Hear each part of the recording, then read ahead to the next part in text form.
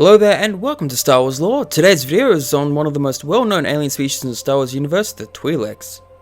Now Twi'leks, as most people know, are a humanoid-looking species with a very human-like body build and come from the planet Ryloth located in the Outer Rim territories.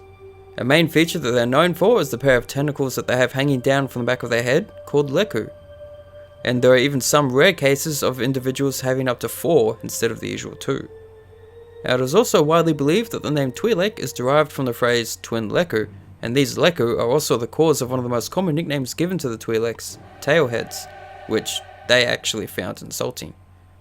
Now, while the Twi'leks are kind of similar to humans, there are a few differences between them, besides the obvious ones of course.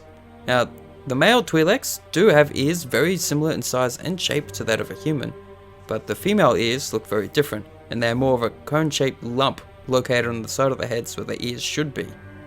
And then there's their teeth. Now a lot of the male Twi'leks that we do see in the various movies and TV shows have pointed teeth. And this is simply because whilst all Twi'leks do have naturally blunt human-like teeth, the males prefer to sharpen theirs to points. And now what really makes Twi'leks unique besides their colour and leku is their ability to breed and produce hybrid offspring with humans, making them one of the very few species in the galaxy capable of doing this. One example of such a hybrid is the son of Kanan Jarrus from Star Wars Rebels.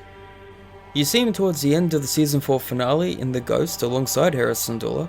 He is human in appearance, but he has a greenish pigment in his hair and ears which he inherited from Hera Syndulla, his mother. Twi'leks also possess multiple stomachs which enable them to effectively be omnivores, all because of pretty much how scarce the food on Ryloth was. And this pretty much enabled them to eat almost any and all food, and when travelling off-world they rarely refused it, which quite often would lead to obesity for some, like the Ryloth Senator Orn-Free Tar. Now of course I can't keep talking about the Twi'leks without mentioning some details about one of their most striking features, their leku. Now these leku, or brain tails, are nowhere to be seen on newborn Twi'lek infants, and that's because they grow out as they grow older. And what many may not know is that leku actually contain part of the Twi'lek's brain and are highly sensitive. Forcibly grabbing one could actually be painful enough for the Twi'lek to render them unconscious, and any damage to the leku could actually cause lasting brain damage. Twi'lek species also have a large number of subspecies, perhaps more than any other species in the galaxy. These subspecies are all physically identical to each other in every way except for one thing that defines which subspecies they belong to: their skin colour. The Twi'leks have a wide and vivid variety of skin colorations which included many variations of blue, red, yellow, orange, deep green, white, pale brown, pink, and lavender. Now these colours however are not evenly distributed across the entire population. For example, the Lethan subspecies, who are red in colour, are rare and highly sought after, whereas the Rutian Twi'leks, who are blue, are one of the more common subspecies. Twi'lek society was consisted of a series of clans of varying sizes, and despite being a little primitive, they did exist in relative harmony and joined the Republic not long after being discovered in 10,000 BBY. Not long after joining, however, the galaxy started to take a sudden interest in the wealth of real spice located on Ryloth.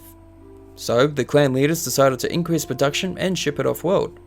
Unfortunately though, the clans didn't have much experience dealing with the galactic economy. Therefore, it didn't take long before the Hutt cartels managed to take control of the planet's mining operations. Once that happened, the Twi'leks were enslaved and put to work in their own mines, or were sold outright as slaves. A few generations later, the Twi'leks became far more numerous across the galaxy than on Ryloth. And it wasn't until some time later, around 3641 BBY, that the Twi'lek clans actually managed to regain control of their planet from the Hutts. But because of the wealth of their real mines, they were still targeted by criminals and cartels. So to ensure their continued wealth, most of the clan leaders chose to deter such threats by selling their own people into slavery, especially the females, because they were considered to have a more natural grace and exotic beauty. As a result, the slave trade remained Ryloth's primary currency, while the real trade fueled their black market economy. Now, while some did see slavery as a chance to make money by kidnapping or selling orphan children, others saw it as a way of saving children from growing up in Ryloth's harsh environment. As more time went on, even more Twi'leks found themselves living the life of slaves and entertainers and were viewed as status symbols, especially the females of rarer skin colours, like the red-skinned Lethan Twi'leks. Now, not all Twi'leks lived as slaves and entertainers though, many did live as merchants or even criminals. Now, despite all this, the Twi'lek species does have a proud and honourable warrior tradition. Some examples of this are a Twi'lek Mandalorian fighter from 3964 BBY who fought at the Battle of Vankor during the Mandalorian Wars. And it was also Twi'lek warriors who invented the deadly Chodaki or Death Seed starfighter, which is basically a TIE Fighter X-Wing hybrid.